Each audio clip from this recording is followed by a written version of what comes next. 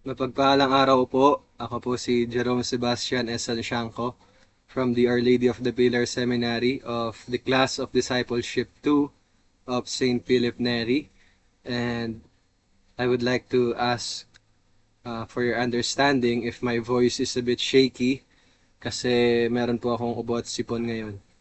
And if you're wondering, I'm in our seminary coaster if you're curious about the background.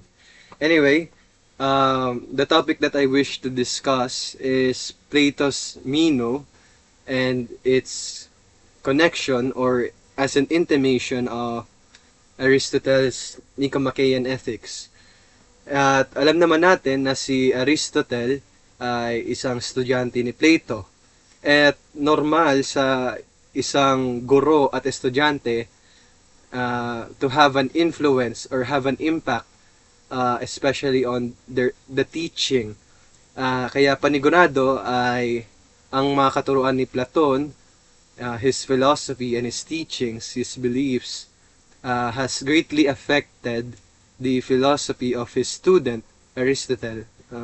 The undeniable connection of student and teacher. But when Plato died, Aristotle did not adopt the theory of forms which his teacher is proposing. Instead, what we got from Aristotle is a metaphysics that is grounded. Yan. So, moving to the dialogue of Plato, of Meno rather, we have three key questions here. First is, what is virtue? The second would be, what is the relationship of virtue and knowledge? And the third is, can this virtue be taught? Ito siguro yung pangatlong tanong ang pinaka-sentro no, ng magiging usapan ni Meno at ni Socrates. So, allow me to read the passage from Reginald Allen's Greek Philosophy from section 70 of Meno. Can you tell me, Socrates, is virtue something that can be taught? Or does it come by practice? Or is it neither teaching nor practice that gives it to a man, but natural aptitude to something else? Ang nais ipahiwatig dito bilang katanungan ni Meno, what Meno means rather, is what we now call in our times as the problem of nature versus nurture. At yung tinatanong dito is if our character, our attitude, our behavior, yung mga nakukuha natin or yes, behaviors and attitudes and the like, if it is inherent, o ibig sabihin kung sa simula't-simula pa lang sa pagkabata natin ay likas na sa atin yon ang ating mga pag-uugali, ating mga inclinations. This is on the side of nature. But on the side of nurture, it proposes that our attitudes, our beliefs, our behaviors, ang mga bagay na ito ay nakukuha natin sa pamamagitan ng pagpapalaki sa atin ng magulang, sa pamamagitan ng kultura, sa pamamagitan ng karanasan, at sa pamamagitan ng edukasyon. So, this is very important because this is what Meno and Socrates will talk about in this dialogue. And this is very similar to what is being asked in this section. Tinatanong lang dito ni Meno, ang virtue ba ay embedded na sa tao simula pa lang nung pinanganak siya? O ang virtue ba ay natututunan, nakukuha sa pamamagitan ng paggawa, sa pamamagitan ng pag-aral? Or if this can be attained through moral teachers.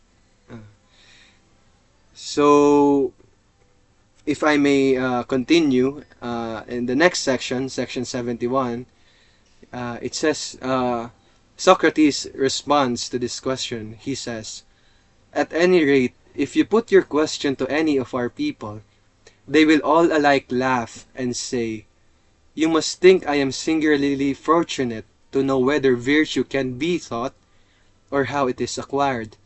The fact is that, far from knowing whether it can be taught, I have no idea what virtue is.'"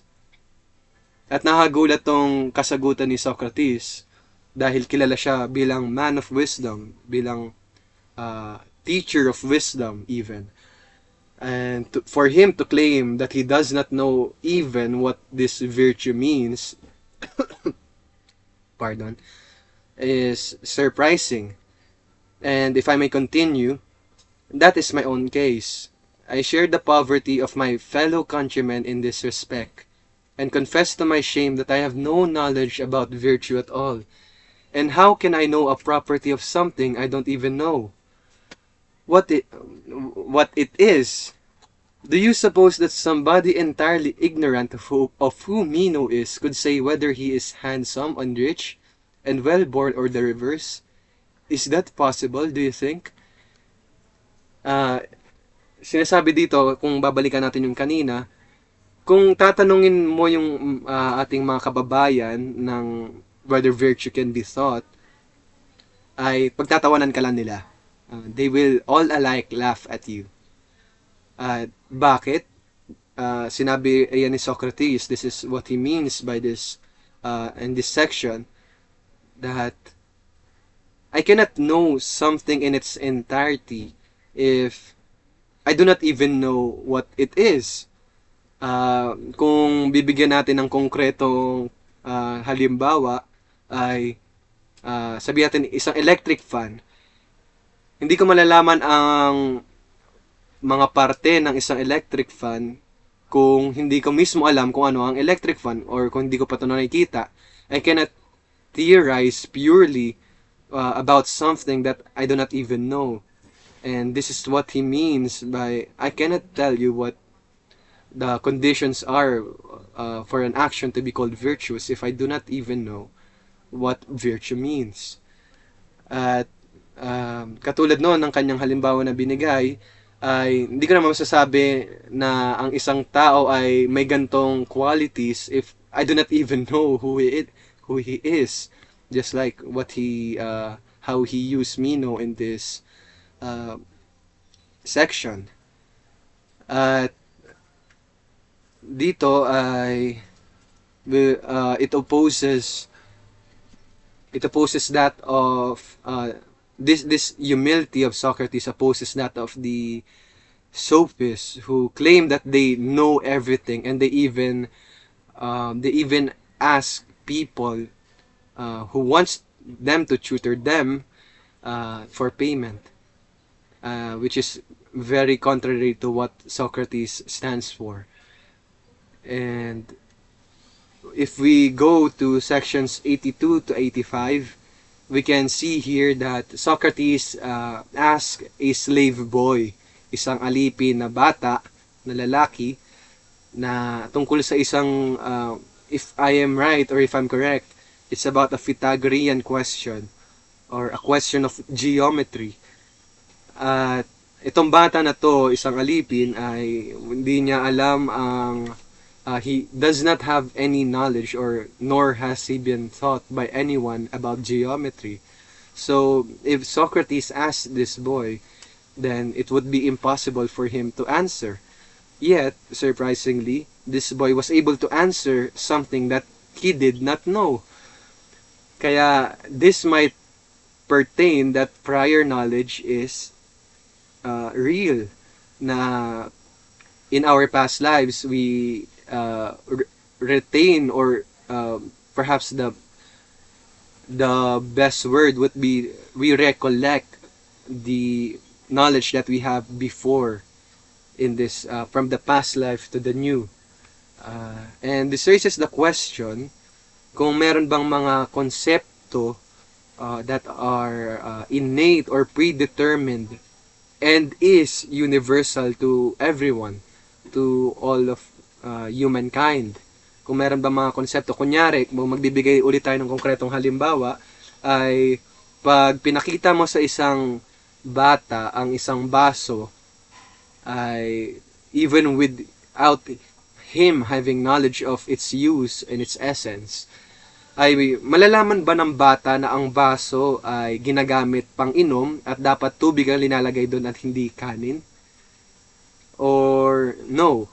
Or would that be impossible? Or would that require knowledge, or rather someone who would teach him?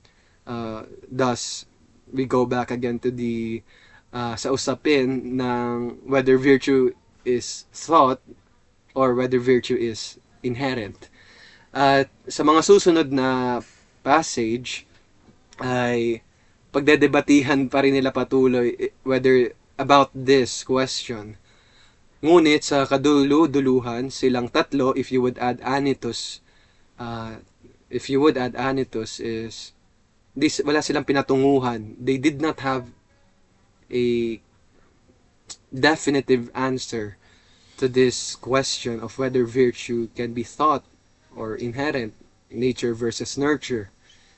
At dahil wala silang pinatunguhan or wala silang literal na sagot or an absolute answer, this is where it leads to Aristotle's virtue ethics or Nicomachean ethics.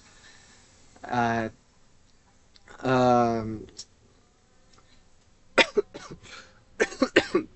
excuse me. And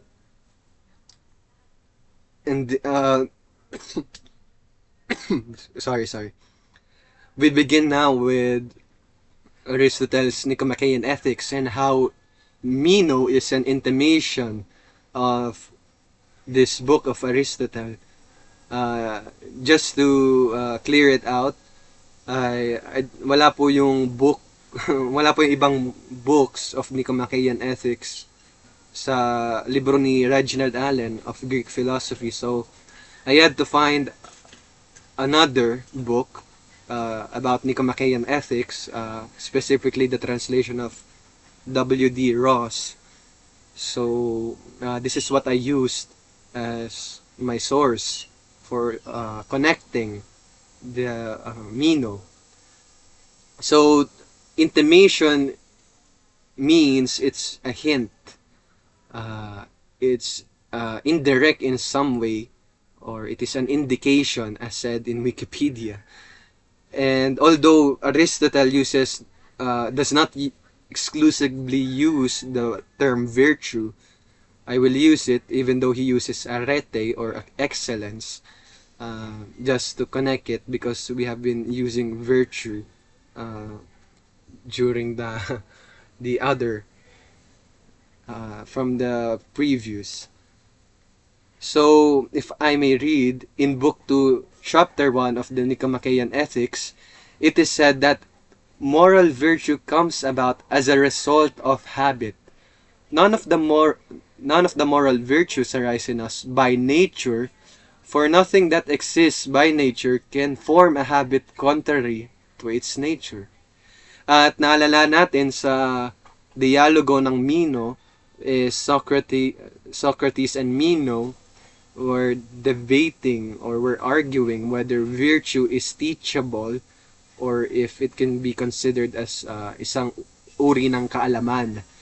And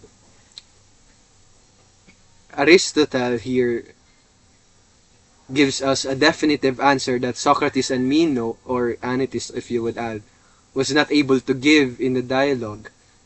Para kay Aristotle, virtue can be taught. It means virtue can be acquired. And virtue can be acquired through habituation. Ibig sabihin, pag palagi nating ginagawa ang isang bagay, ay doon natin siya matututunan, katulad ng bertud. Kunyari, sa larangan ng basketball, hindi mo matututunan paano mag-shoot kung mag-shoot na mabuti at that. Kung hindi mo sasanay ng sarili mo to practice it. The same goes with virtue. You would not be able to attain it, or nor even to hit the golden mean, if you would not put it into practice, and put it into practice with effort, or patuloy na isinasagawa, habituation. And for Aristotle, there is this two kinds of wisdom that stems out from our rationality. At ano iyon? There is Sophia and there is Phronesis. And Sophia is theoretical wisdom. Ibig sabihin ito ang kaalaman, or this is knowing the good. Yes, it is knowing the good. And practical wisdom, on the other hand, would mean to do the good.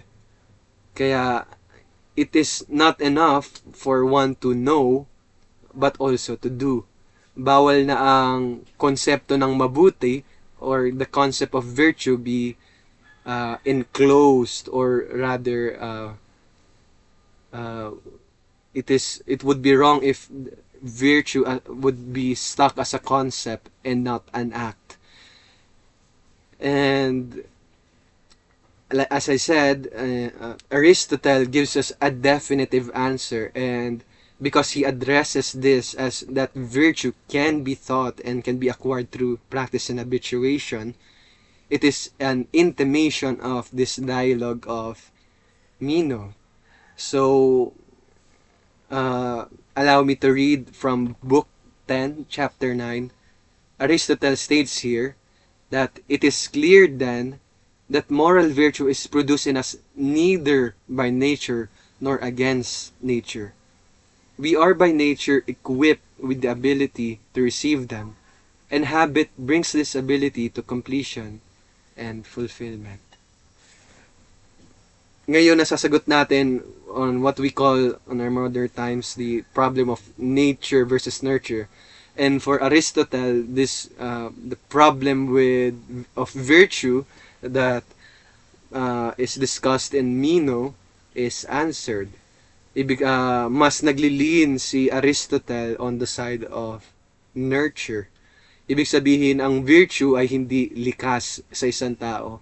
Subalit, ito ay natututunan sa pamamagitan ng pagpapalaki sa atin ng mga magulang, sa pamamagitan ng ating mga personal na karanasan, at sa ating kultura, at through moral education. And this is where I end. And to sum it up, in